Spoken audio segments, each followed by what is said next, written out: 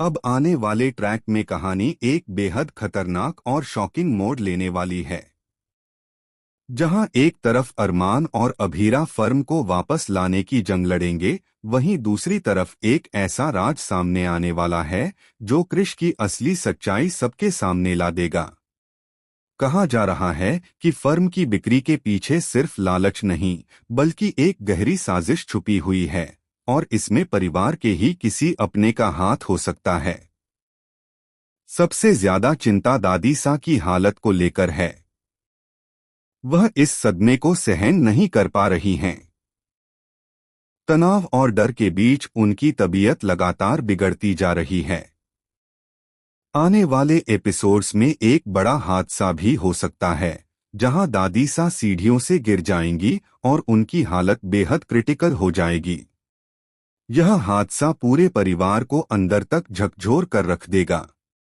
अब सवाल यह है कि क्या अरमान और अभीरा समय रहते फर्म वापस ला पाएंगे? क्या पोद्दार परिवार टूटने से बच पाएगा, या फिर क्रिश की एक गलती सब कुछ बर्बाद कर देगी? आने वाला ट्रैक इमोशन, ड्रामा और शॉकिंग ट्विस्ट से भरपूर होने वाला है। आप हमें बताइए कि आपको यह ट्रैक कैसा लग रहा है। टेलीविजन की ऐसी ही लेटेस्ट और एक्सक्लूसिव अपडेट्स के लिए हमारे चैनल को सब्सक्राइब करना बिल्कुल न भूलें। अभीरा समेत घर की सभी औरतों ने अपने अपने गहने बेच दिए हैं, और यह फैसला किसी मजबूरी से कम नहीं है, बल्कि परिवार को बचाने की आखिरी कोशिश बन चुका है। वहीं दूसरी तरफ संजय ने क्रिश को घर से बाहर निकालकर यह साफ कर दिया है कि अब इस घर में गद्दारी और अहंकार की कोई जगह नहीं है। जी हां दोस्तों, स्टार प्लस का पॉपुलर सीरियल ये रिश्ता क्या कहलाता है अब उस मोड़ पर पहुंच चुका है, जहां हर रिश्ता, हर भरोसा और हर सपना टूटने के कगार पर खड़ा नजर आ रहा है। आने वाले ट्रैक में पूरे परिवार पर मुसीबतों का ऐसा तूफान टूटने वाला है जो सब कुछ बहा ले जाएगा। दरअसल कृष्ण ने जिस बेरहमी से फर्म बेच दी है, उसने पोद्दार परिवार की जड़ों को हिलाकर रख दिया है। यह सिर्फ एक बिजनेस का नुकसान नहीं है, बल्कि पीढ़ियों की मेहनत, इज्जत और पहचान पर सीधा वार है। फर्म को वापस पाने के लिए अब घरवाले हर मुमकिन कोशिश करने को तैयार हैं, चाहे इसके लिए उन्हें अपनी सबसे कीमती चीजें ही क्यों न कुर्बान करनी पड़े।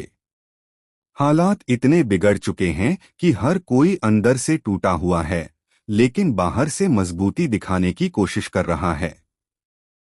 घर का माहौल उस वक्त और ज्यादा भारी हो जाता है जब अभीरा, दादी सा, चाची और विद्या समेत घर की सभी औरतें अपने गहने इकट्ठा करती नजर आती हैं। ये वही गहने हैं जिनसे उनकी यादें, सपने और भावनाएं जुड़ी हुई हैं। किसी के लिए यह शादी की निशानी है, तो किसी के लिए मां की आखिरी सौगात। एक एक करके जब गहने निकाले जाते हैं, तो ऐसा लगता है मानो हर गहने के साथ उनका दिल भी टूट रहा हो।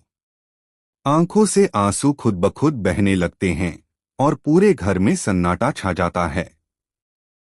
क्रिश की हरकतों से पूरा परिवार गुस्से और दर्द से भरा हुआ है, लेकिन सबसे चौंकाने वाली बात यह है कि क्रिश पर इसका कोई असर नहीं पड़ता। उसे न पछतावा है, न शर्मिंदगी। वह खुलेआम ऐश करता दिखता है, हंसता है, मजे लेता है और अपने एटीट्यूड में डूबा रहता है, मानो उसने कोई गुनाह ही न किया हो। यह सब देखकर अरमान और अभीरा का सब्र टूट जाता है।